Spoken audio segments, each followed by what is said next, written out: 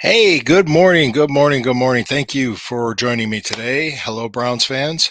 Yes, it is the Burning River Browns Talk here on a Thursday morning, very cool, chilly morning here in Northeast Ohio. Yep, it is March 21st. Technically, spring has sprung, but not quite Northeast Ohio yet. It is a very cold morning, but we're here. I'm here to help you, talk to you about the Browns' recent moves, including the Jeudy contract, and explain to you why it makes sense. Dante Foreman was a running back that was signed by the Browns just yesterday. Talk a little bit about that and kind of just give you a little perspective on Deshaun Watson's rehab. And pretty much that's it. But before I go any further, without any further ado, I do need to pause for a break for our sponsors. So let's just do that quick pause right now. All right, we're back. Thank you. Okay, that's for the podcast later. It's going to go on Spotify, Apple Podcasts, and Megaphone, everywhere else that you can get podcasts. So I appreciate it. I want to thank each and every one of you for joining me today. I do appreciate it. Appreciate the comments, appreciate the likes, appreciate you subscribing to the Fanatical Elves Network, which is Burning River Browns Talk is on, and a subsidiary of the Fans First Sports Network. Okay, let's get into it. Jerry Jeudy signed an extension, but something happened before he signed the extension. Over the weekend, he restructured his final year of his rookie contract, saving the Browns $10 million in cap space.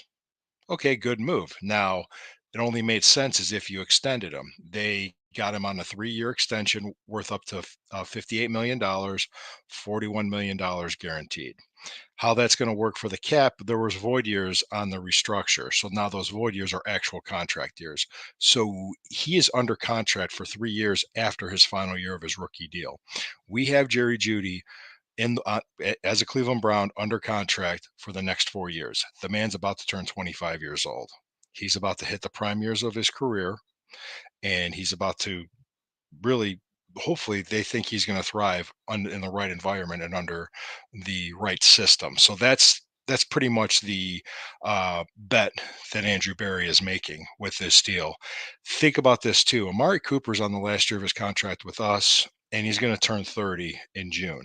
So he's hitting that age at that point where he's at right now. He's hitting that age where those nagging injuries start to pile up and the production usually drops.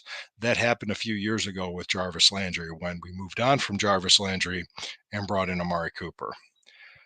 It's a similar situation to that. More than likely, we'd like to keep Cooper for maybe another year or two after this year, but more than likely the team is going to use those resources elsewhere. He's going to be too expensive to keep for his age. So they're going to slide in Jerry Jeudy. So that's the long-term plan. There's a short-term plan. You have a 1A and a 1B wide receiver, and you also have Elijah Moore as your third. So that's pretty good. That's a pretty good receiving core on paper. And the only thing too that leads into that, or what would only way this would benefit, is if the quarterback's ready, and that's Deshaun Watson. So this week it was been reported he was out in Los Angeles. He had David Njoku out there, his quarterbacks coach Quincy Avery, and he started throwing. Great. There's no video of him throwing. There's no accounts of him throwing, but we're hearing that he's throwing. So people are getting excited about that. It really, little perspective on it. It's good. He's either on schedule or a little bit ahead of schedule with his rehab process. Fantastic. Good. He could be ready by training camp. That's what we care about. We care about him, how he looks when games start counting. So more than likely September 6th in Brazil against the Eagles. Is he going to be ready to go? Nothing official has been announced with the schedule yet. So start week one, NFL season. Will Deshaun Watson be ready? That's what we really care about. Don't really care if he's, throwing in March. March doesn't mean anything.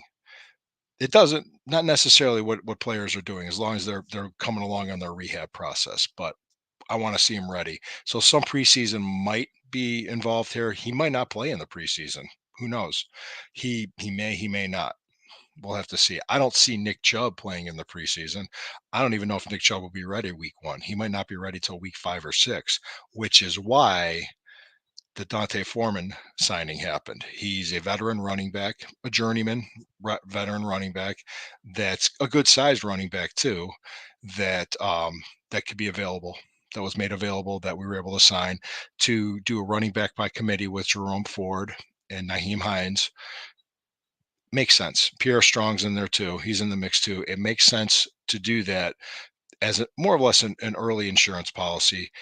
I think Nick Chubb's coming along okay. I haven't heard anything either or, like, was it negative or positive? I do remember seeing him at the Jets Browns game when he smashed the guitar. He was walking and he wasn't limping, and that was almost was it almost, let me 4 months ago, 3 months ago, excuse me, end of December. So that was December 28th, and here we are. You got July, February, March, so 3 months. So in 3 months, he's probably come along a little bit better. Haven't seen any videos of him lifting weights. Haven't seen any videos of him running or walking or anything else. So if we don't see it, can't really go by it. So hopefully, the big question marks going into this season are how players are going to look coming off of these injuries, such as Deshaun Watson and Nick Chubb. Obviously, that's the question mark with this team. Otherwise, this team is a very good. This is a very good team. It's a very good roster, and it's a championship caliber roster with Deshaun Watson and Nick Chubb being pretty close to what they were before. That's what we're hoping for. Feel free to like, share, follow, and subscribe. I do appreciate it. I love the comments. I love people messaging me and asking me questions. You can do that. I'm Lou Marconi at L Marconi 251 on Instagram, at L Marconi 1973 on Twitter X. So feel free to reach out to me. I do appreciate it. I like it when people ask me questions. People come up to me and ask me questions all the time. If I can answer them, I will. If I know the answer, I will.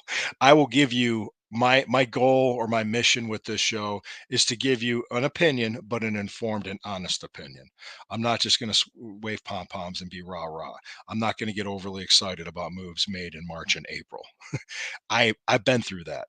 I've been a Browns fan my whole life. I remember the 2000s and 2010s when we would get excited if we bring in a free agent or two and thinking next year is going to be our year.